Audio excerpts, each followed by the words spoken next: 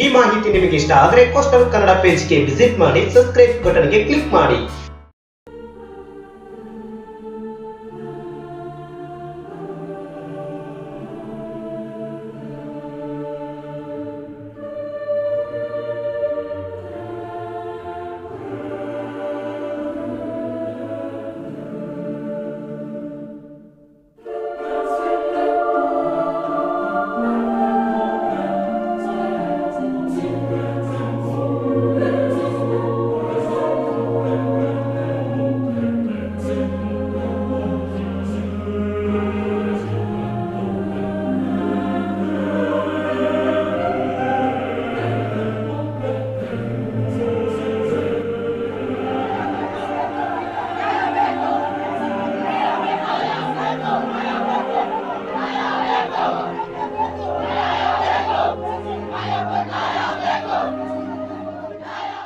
ಈ ಮಾಹಿತಿ ನಿಮಗೆ ಇಷ್ಟ ಆದರೆ ಕೋಸ್ಟಲ್ ಕನ್ನಡ ಪೇಜ್ಗೆ ವಿಸಿಟ್ ಮಾಡಿ, ಸಬ್ಸ್ಕ್ರೈಬ್ ಬಟನ್ಗೆ ಕ್ಲಿಕ್ ಮಾಡಿ.